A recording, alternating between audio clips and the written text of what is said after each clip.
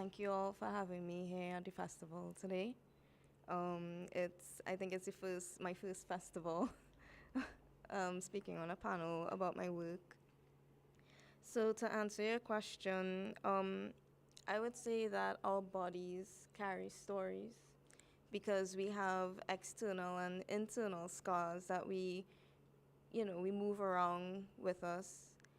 And with personal experiences regarding my work, there was a sudden death in my family of a close relative, and in that situation, I felt like a flip switch inside of me, and also there's this in my story, The Devil's Son. There's a setting of the 1950s, and that is the time in which my dad grew up in. And he told me a lot of stories about that time.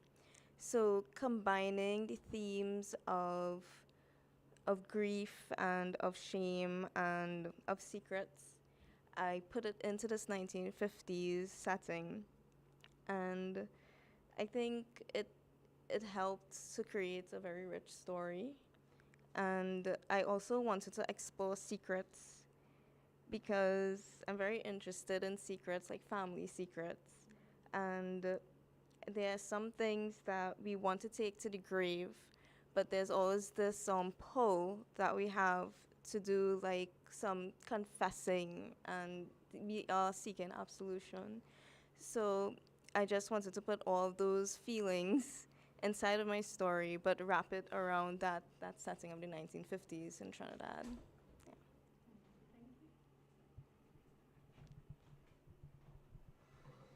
Hello, I am Medita, and I want to introduce what I do by providing some context. I was very surprised when I was invited to speak on this panel because I don't think of myself as a writer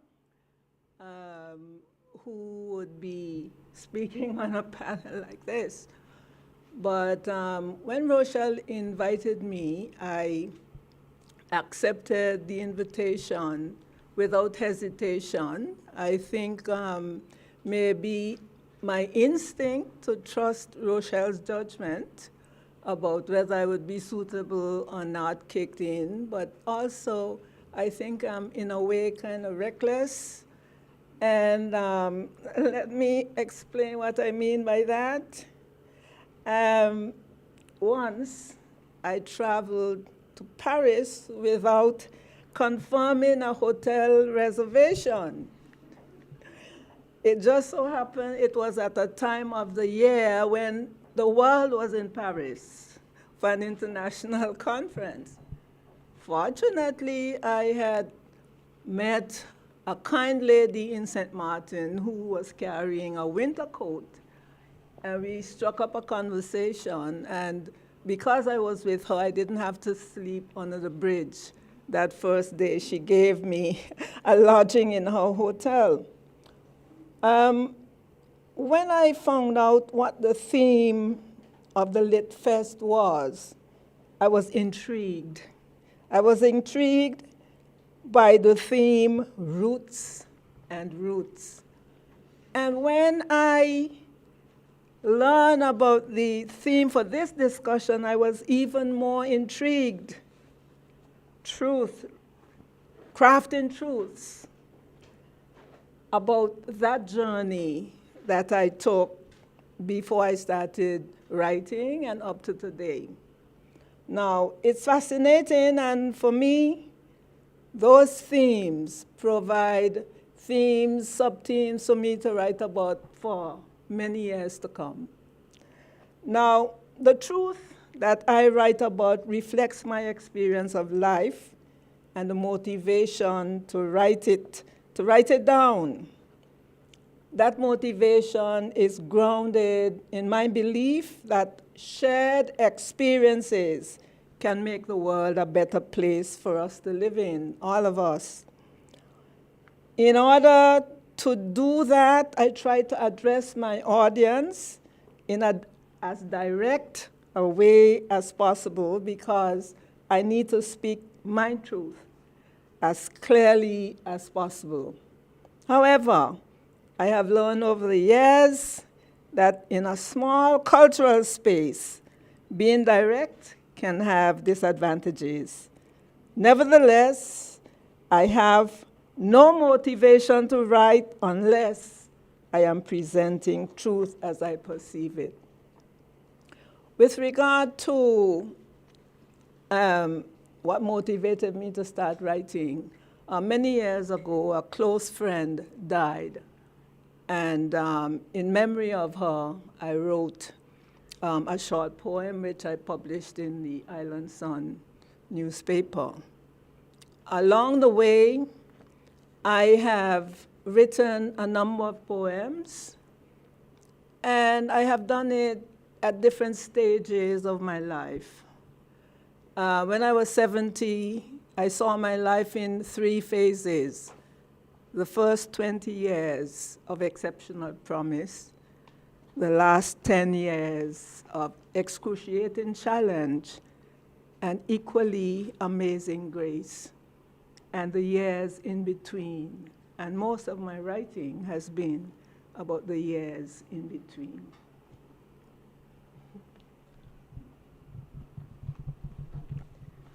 I also want to share my appreciation for this opportunity, to be able to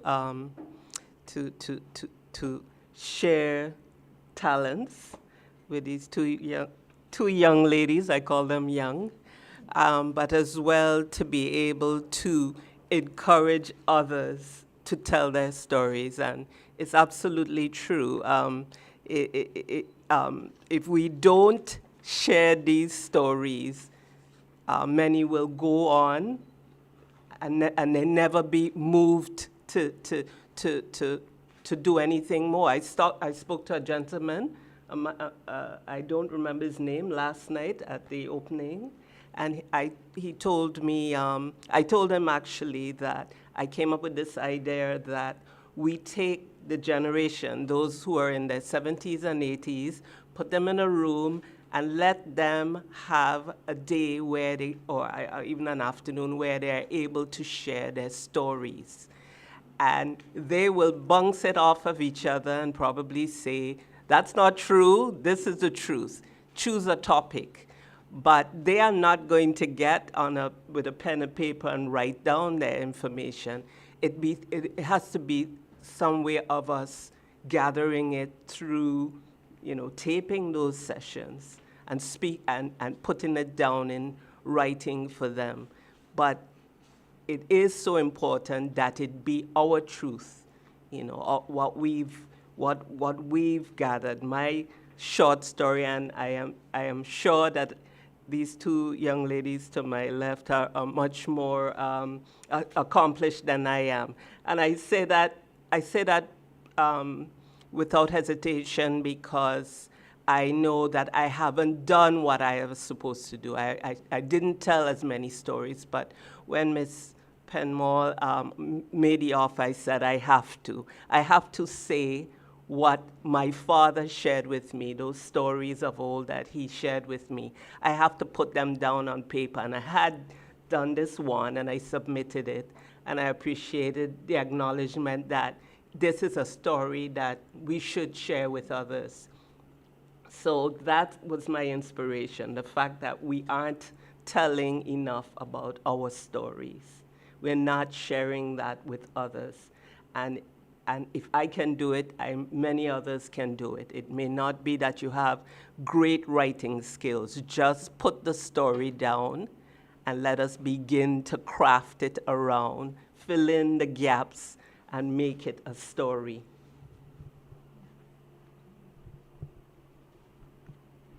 Thank you. Thank you so much. So it feels like reading your stories, really the family becomes the core of the narrative, and that's a common element that I could appreciate throughout your pages. So if it's true the family life fuels narrative, is it possible to understand fiction? And I know that some of you have not written purely fiction, and it's more difficult for me to assess how close to reality The Devil's Son is. But is it possible that fiction, in a way, reveals truths about life that we were not necessarily thinking about? Have you ever been in that position?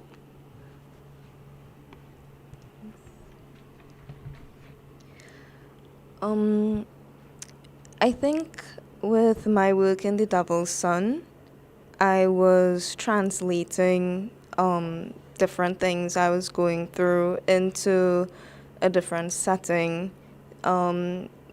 mostly so that I created a distance, so the themes could be communicated, but it wouldn't be all the way here. You know, it's at a distance. I could let the story be formed, and I think it's good to create a sort of distance so that you let your characters go forward, you let them make decisions, and you let them carry the narrative into what you want to communicate without it being too on the nose, or as some, I remember a publisher was complaining, like, some work is a little too sentimental.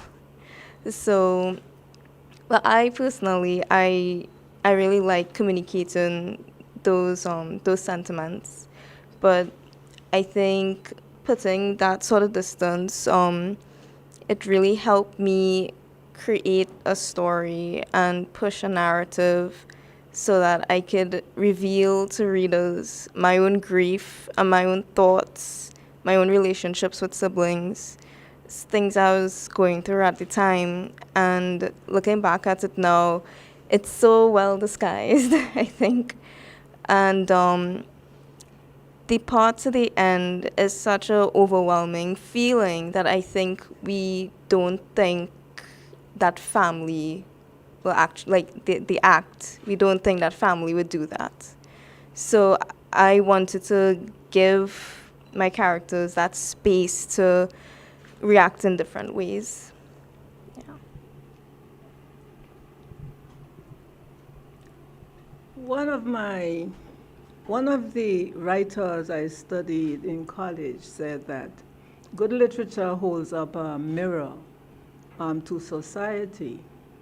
And as a member of society, I try to convey the truth that I see. I write in the first person because I want a personal connection with the reader. And what I write can be changed into story by using the third person. And so you will see that the themes I choose, although I express them from a personal point of view, they are themes that reflect what is happening in the society.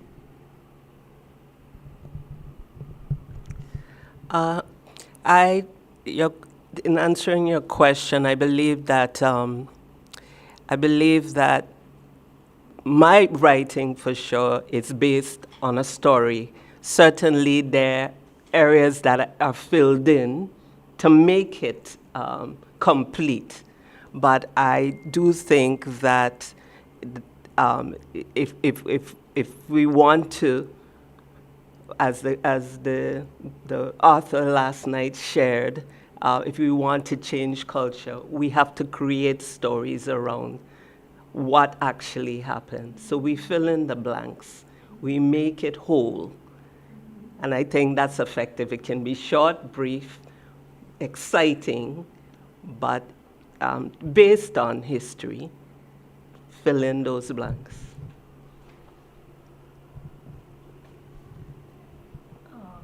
Yeah, it feels like that literature is a way to fill in the gaps and also to reimagine the world. Absolutely. It seemed to me,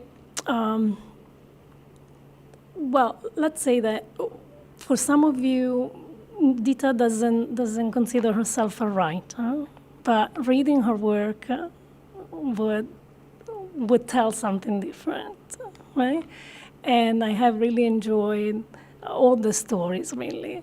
And other people have enjoyed them too, right? Have recognized value, literary value, not only social value in them. So this prize that you have received, how is that?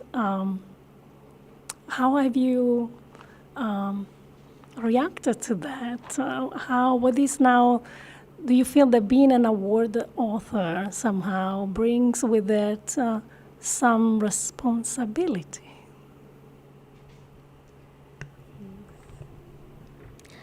I think the interesting thing about writing an award-winning story is that while you're writing it, you don't know it's an award-winning story. Um, but I would say when you win a prize, you are instantly validated. It's no secret that writing is a very solitary job. Um, we do get inspiration from the people around us, our community, but when it gets down to it, doing the work of taking these things and manipulating them into a narrative, that is our work alone. So it's a sort of solitary work there. So when you win the prize, you feel this validation, but you get this push to write even more. You realize that your stories have worth, they have substance. And I think the responsibility is creating more of these stories that people enjoy, but also remembering the themes, that are universal, that are familiar, that go beyond time, and putting them into our stories. These are the things that people recognize and value in our work.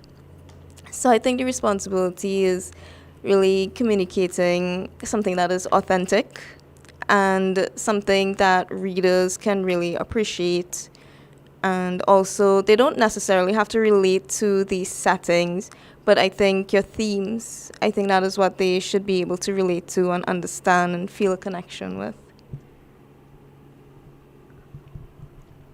The sense of responsibility wasn't something that I thought about prior to my response to the invitation from Cedar Press to participate.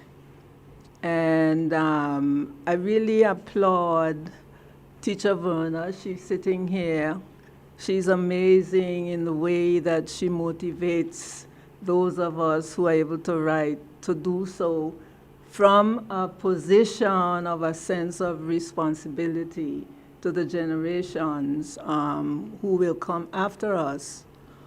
I was writing for a long time before I responded to her invitation. Most of my writing has not been shared in terms of the poetry, but my writing in the newspaper, I believe, has been appreciated. A young lady spoke to me recently, and she told me that on a Friday in her office, everybody wanted to have their own, their own paper to see what Medita has written. And I found it amusing, really, because I wasn't really writing for an audience as such. I was expressing ideas that I felt needed to be expressed, that people wouldn't normally talk about. And I think that these are some of the most important themes that we should share with future generations. Those themes that people don't want to talk about. And so, as I was saying before, in a small space, this could be challenging because people may see you in a certain way. And I remember one person responded to me and said that I was crazy. And in the next edition of the Island Sun, I wrote with a smile on my face, not the Island Sun, the Beacon. I said to him, I ask myself about that sometimes, whether I'm crazy or not.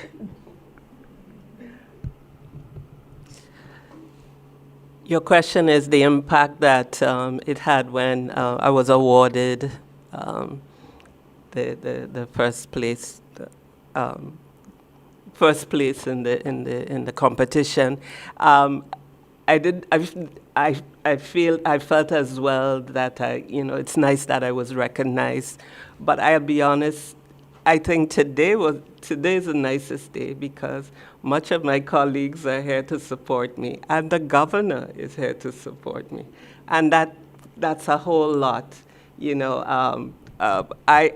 my boss, Geraldine Ritter-Freeman, she will tell you that I stay in the shadows. I don't really come forward, but I do appreciate and I acknowledge the effort to come all the way out here and to support the work I do. The thing that encourages me always is, again, telling that story. The story that I wrote that won the award was one of that my father told me, and it was just, by the way, let me tell you what happened to me when I was a little boy. And there's so many of those stories that are told, but they're not passed on. Even my brother never heard that story. But if we're listening and we are, ready to take it, in with us and put it on paper, it's a story that somebody else can benefit from. In it has our expressions, our thinking processes, our lean towards one way of one part of our culture or another. So it's so important that we get it on paper. And by the way, those that had read it had said, I did that myself. I was part of that experience. I remember that. And it does that. It brings them closer to home. It affirms what they were feeling at the time.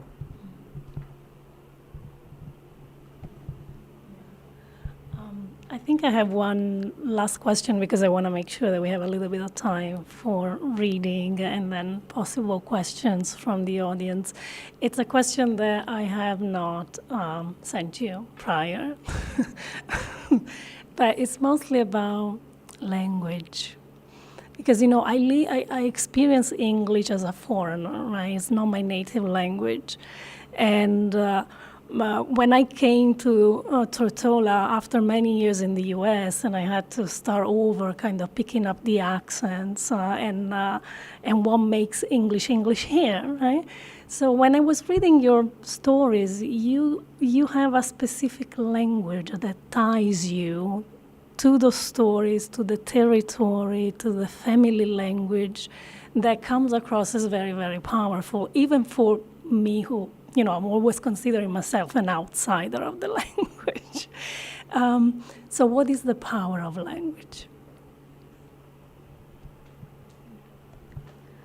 I think this is a really great question because I wrote my story entirely in Trinidadian dialect, and we have different levels of dialect. So we have one where it's a mix of standard English and you throw in some of the colloquialisms inside. But mine was done in proper, if I am talking to a fellow Trinidadian.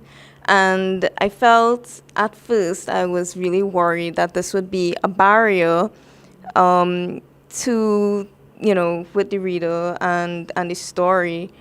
But in the end, I felt like if this was coming straight out of me into the setting, into 1950s Trinidad, into this boy, Gabriel, you understand his social status, you understand his religious background, you understand his ethnicity, the relationship he has with his peers and his family. And I think that language is powerful because it's how it pulls you straight into the story and you get lost in it in a very wonderful way.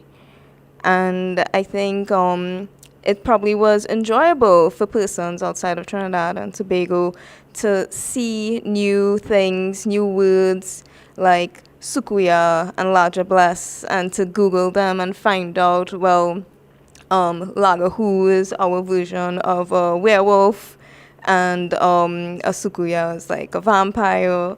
So I think having language that just immerses you into a new place is really wonderful. It's powerful, and I just wanted persons to be lost into my setting and into my whole 1950s Trinidad.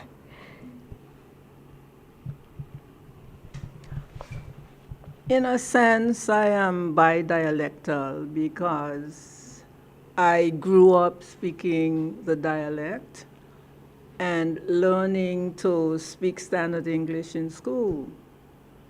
And as a teacher, I try to encourage, a teacher of language, I try to encourage the reader to think in a different way so that you have two avenues. You can use your dialect, and you can, in the appropriate setting, and you can use standard English in the appropriate setting. But when I write, although I may think in the dialect, I usually try to put across my ideas in standard English for the benefit of the reader. Now, the dialect for me is very powerful. I recognize the importance of it because the language that you speak when you first start to speak becomes a part of you. I remember that I spent 5 years in the United States, and I was in a setting where I used standard English all the time. And when I came back to the Virgin Islands, I tended to use the standard English, but there are certain events that take you back to your childhood. I remember that one evening I was sitting on the gallery and I saw something that used to happen in my childhood. The fowls were flying up into the trees to roost. And all of a sudden I blurted out, "Them is foul!" And so I recognize that that first language that you learn is always there in your thinking. I concur. It's similarly the reader, and you certainly want to appeal to your peers within your community. The reader will be taken back there. There's a smile that comes on your face. It's reminiscent of time past. You connect. They are pulled in, and you've accomplished your mission in writing. Yeah, and it was indeed very, very successful and appropriate. You're not alienating the larger audience, I think. It makes complete sense, and you can feel the emotional, visceral connection of the narrative to the story and the history behind the narrative, which was very great. Okay, so now I want to pass the microphone again. If you can please share with us a few minutes of reading from your text.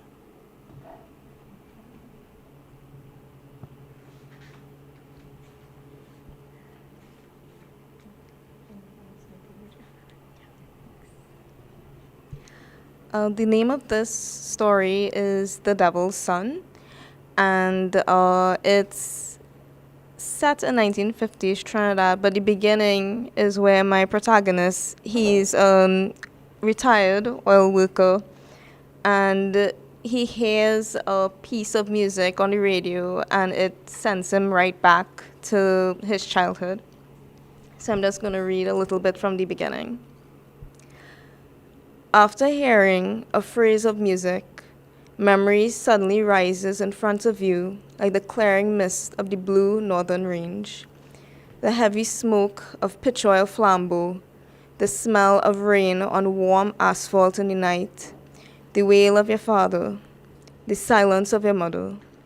Some nights you will not forget, even though you feel you bury it deep enough, is a brand to the back of your skull, somehow still burning, still on fire, hiding up in layers of flesh, follicles, a web of nerves. Then suddenly, it come back to malign your mind with misery and guilt. It's like that for me now, stuck up in traffic on the way to San Fernando. And the station start to play a song that feel like a knife plunge into my belly. May I know what old-time disc jockey dig up this old-time song from my youth, Gougie Grant's The Wayward Wind. The song is a pull to my navel string. The way eating the flesh of the armored Cascadura does call you to come back home to die in Trinidad. That song pull my soul back to Chaguanas, old Chaguanas from 60 years back. A flood of memories erupting and fighting for the spotlight in my mind. The burning of bagasse, the burning smell of sugarcane and rotting bagasse, that scent like festering flesh. The splash of cold water from a gleaming copper basin on the days that boiled us in sweat, roaming through the rows of Woodford Lodge Estate looking for adventure. The sizzling crack of a film projector, the unnatural firmness and coldness of the Anglican cemetery. The bellowing of a bison, his voice vibrating down the thick muscles of his neck. The Chaguanas I did only know about was the one from the early 50s, when a talk did start up about electricity coming to the village. Back then it was a village, but we papa, today them just call it a borough. To help we understand what this electricity did mean, they had was to set up a Delco generator and a silver screen in the Woodford Lodge cricket field to play a film. I could remember that day good, man. Me and my partner, Jaikaran, had gone down early in the morning to gawk at the equipment, a huge scaffold coming down where the cricket fielders were to be posted.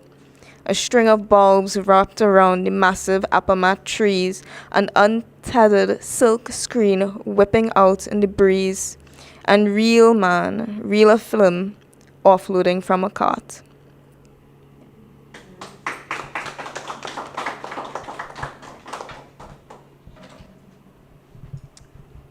There's a connection between my poem that won first place in the first Cedar Press competition and the story that I wrote in the second. It's about legacy, the legacy of my grandfather. So I read the poem. It's entitled A Small Place. I am so glad that I grew up in a small place, at the foot of the hill that touched the sky, in a narrow space that touched the sea. I am so glad that I grew up where palm trees danced to pleasant beats of winds and waves, and tiny fish in crowded schools swam near the shore, where green treetops courted white clouds in the blue sky. I am so glad that I grew up in Papi's yard, a place to learn, to work and play, a place secure by night and day. 60 years on, no longer young, it makes me sad. The trees compete with roofs and poles to court the clouds in the blue sky. The beach is gone. The winds are fierce. The waves complain. I am so sad, for that small place where I grew up no longer is, and my heart breaks. It hurts to say a sad goodbye to Fat Hogsby. Now, as the mother of 6, I wrote a poem which speaks to a journey which could be wearying.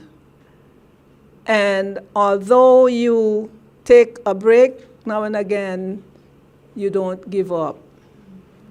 That poem is called A McDonald's Day. I think everybody knows McDonald's. They are all over the world.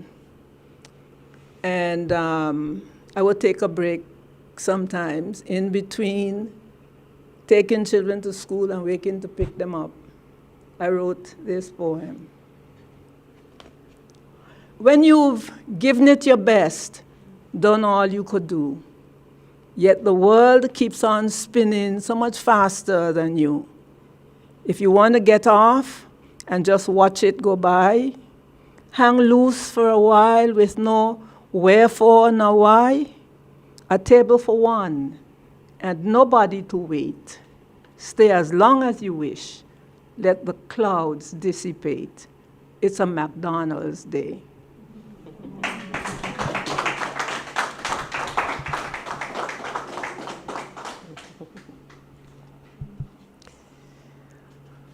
Okay, my poem is called Rhythm of the Conch Shell. And before I start reading it, I think I need to clarify one thing. Most of those that live here know what a hard nose is. But for those who don't, hard nose is a fish. I don't know why they call it a hard nose, but it has a rise in its forehead, silver, and it's a favorite around town. So this helps with the story.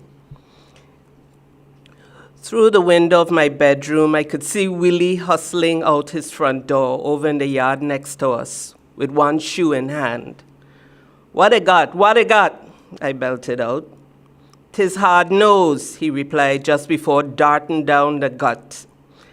I didn't hear the conch shell blow, but I knew there was few things that made Willie move that fast early in the morning. That was the first catch of the season, so neighbor or not, he wouldn't be waiting for me to take the run down to Brewers Bay. It's first come, first serve. My brother Austin was milking the cows across the ridge over at Tom Humphrey, and mother was picking peas before the sun came up. She warned me before she left, listen out for the blow. I don't know how I still missed it. I stuck my head out the window a second time and could see the village was now in motion. Bouncing bodies in the far distance dotted the hillside and valleys, all scurrying downhill toward the shoreline. As I fought to get my shirt on, I figured there was no chance of getting any fish if I left now, but hard nose was mother's favorite. I had just pulled on a cap over my head when she came through the door. "What happened? You ain't gone yet? Man, they got hard nose. Take these couple of pennies with you," she said as I rushed past her and down the gut. Obviously, my mother had heard the shell blow too. She was the expert in the family. She knew every type of blow call and did her best to teach me the art. Some calls were easier for me than others, but I always relied on her experienced ear. The footpath was well-trodden and quiet by the time I heard the second blow, so I picked up pace. Last night's heavy rains were still on the leaves that slapped against my body as I made my way deeper into the gut. I could feel the chill as my shirt, now soaked, clung to my chest, and the track was slippery and wet, but I was determined to get at least one hard nose from my mother. That was what led to my misfortune. I remember I was jumping on the second of 4 nicely spaced rocks when I slid right off the edge, hit my mouth on the third rock, and into the watery remains of the fourth.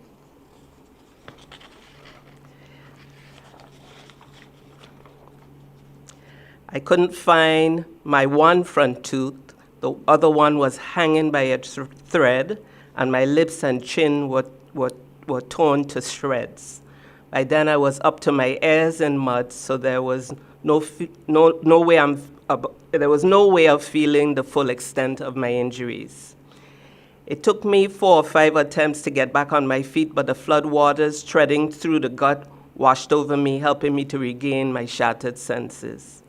My steps were now slow and deliberate as I forced myself to continue to the shoreline, marching to the rhythm of words aimed at whoever was listening. Where is God my mother always talking about? I ain't do nothing to deserve this. Bust up my mouth, knock out my teeth. I shouldn't have never gone. It was too late. They ain't got no fish now. Where is God my mother always talking about? It was a difficult walk to the shoreline. I could muster up no greeting for Miss Caroline when she passed me on her way back up the gut with her bag of fish. She never failed to tell us about our manners, so I understand when she looked at me with utter disgust. My mother might not let me live to regret that. I'll talk to Miss Caroline before she tell on me, I said to Willie, who was also on his way back up the gut.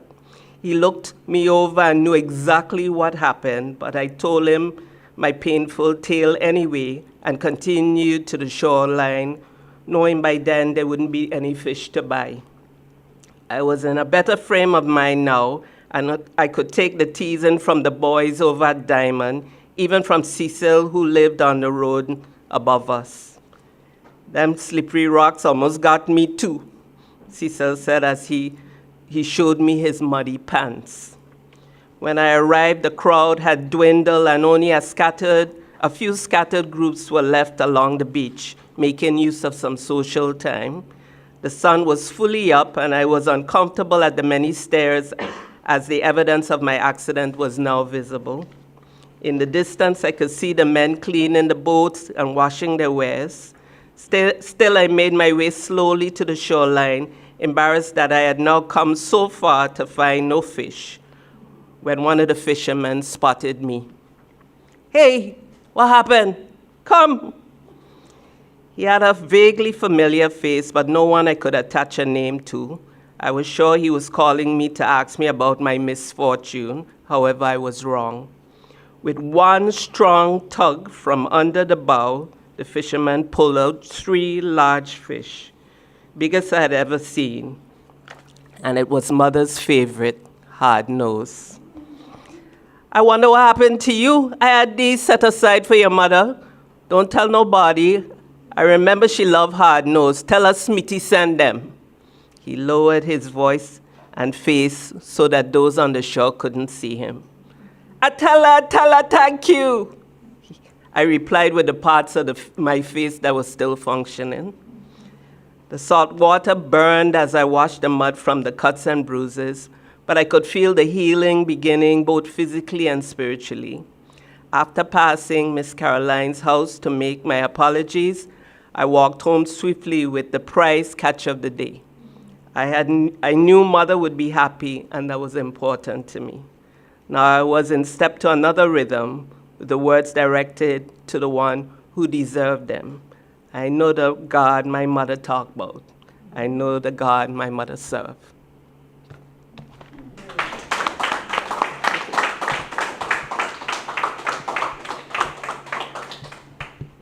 Thank you so much. And if any of you has a question for the ladies, we can ask and close like that.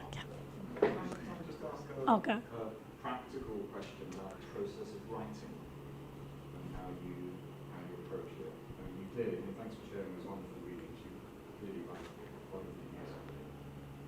But is it hard work? Do you set yourselves a very sort of rigid discipline every day? You will write from 4 o'clock to 6 o'clock, or do you wait for inspiration to come?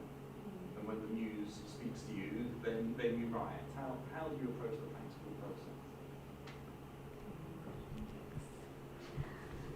process? For me, the process begins with like a seed of a story. My dad was telling me about the bison in the Woodford Lodge estate, and how they had to sort of tame them by attaching a trunk of a tree to them with a chain, and they would have them run until they calmed down. So that was the seed that came about. And then I wanted to write about this bison, and I was like, okay, so I'm writing about this bison in the 1950s. And the practical part is I write sort of out of order. I would write my vision at first, and then going back to getting it into some sort of chronological order, a narrative that could be followed, and just characters who I really want to embody. So I base them after like little people who I've met, not little people, but like little pieces of people I've met. And through writing and rewriting and editing, the entire story comes to a form that I like. With the physical approach, it's a little cliched, but sometimes I need to get away from the house, so I do go to a cafe, and I sit and I write for about 2 to 3 hours. And I think getting away from your comfort space into a workspace is what helps me. And it could be anywhere. It could be the library and things like that. But I always end up at the same cafe. So I think it's good to create a barrier between the space in which you relax and also the space in which you work. Because the times I've tried to work in a space where I'm comfortable, I barely write a good sentence. But when I'm away from that, the words sort of flow and they come to a place where I feel good about it, where I feel like the characters are embodying my vision and what I want to communicate to my readers. I made a few notes which I believe speak to the question that you have posed. They go this way. In terms of the formats that I use, there is a background rhythm which forms a part of my combined kinesthetic and auditory memory, which developed in my childhood.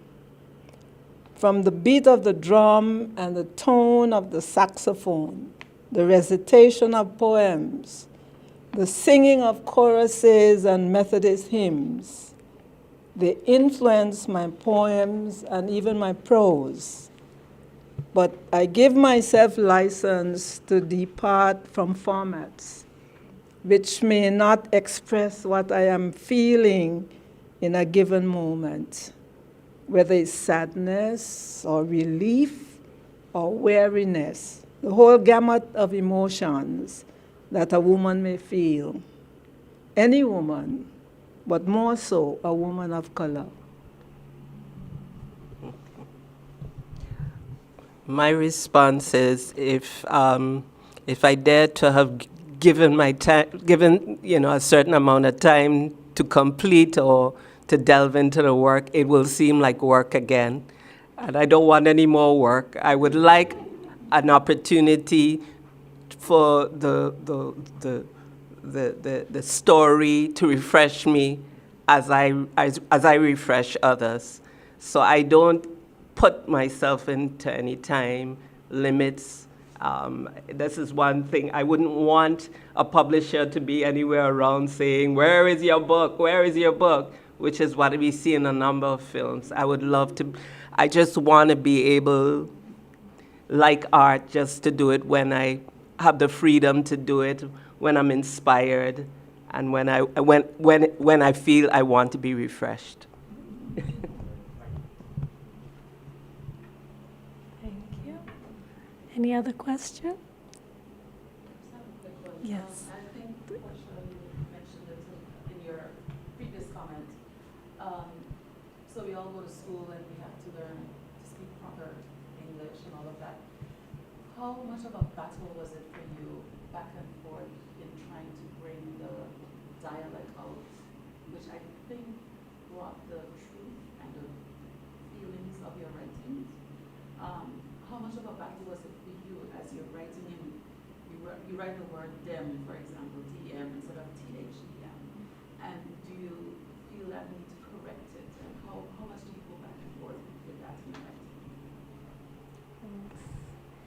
writing? Thanks for that question. I'm thinking back at my school days. I went to a Catholic girls' school, and I remember it was very strict with composition. It's written entirely in standard English, and but they did let us write dialogue in dialect. So that was the only. I think we sucked the life out of that, where we'd have paragraphs of dialogue so that we could really feel so free to write in dialect. With this story, I think it's a balance because it's very tempting to spell everything out phonetically. But when you look at it on the page, I realized that sometimes I was stumbling, so I would do a sort of half and half. Because even though in my mind when I'm reading, I would be reading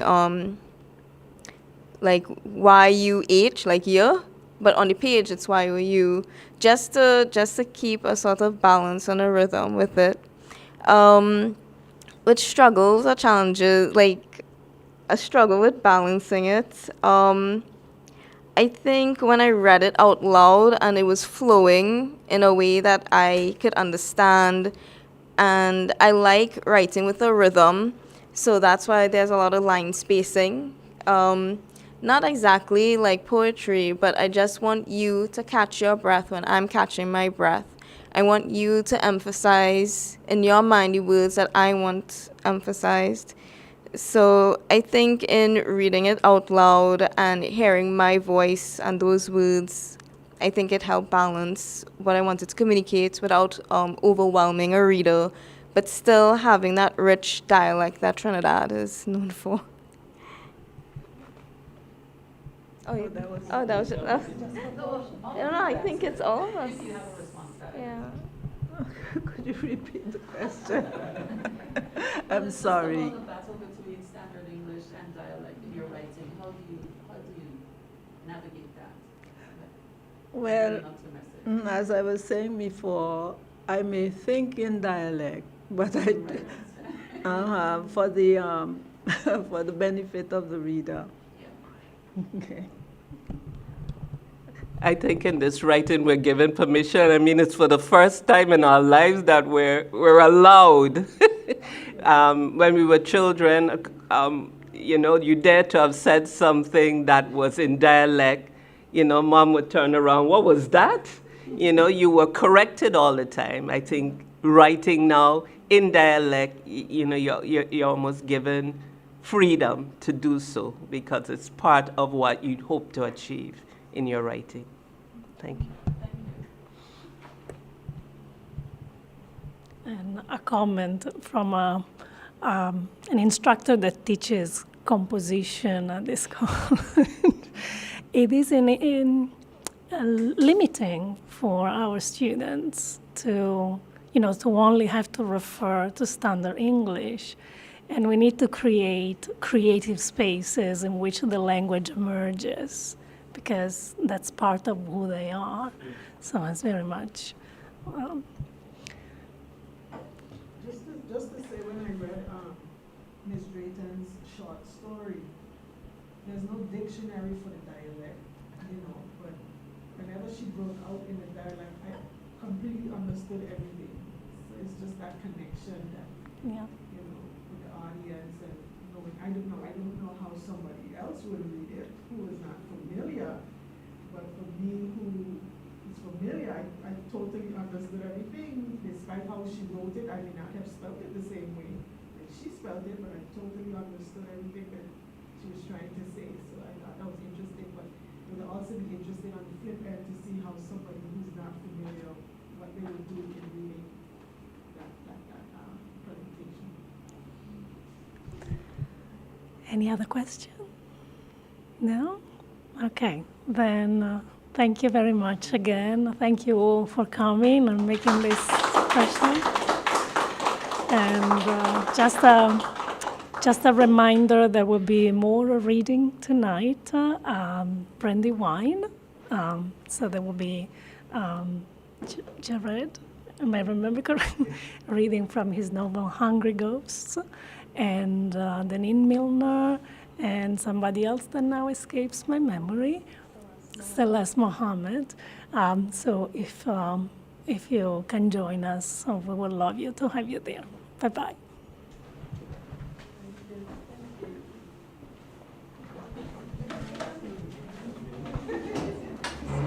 How long have you been working for today? Like since last year, probably. Okay.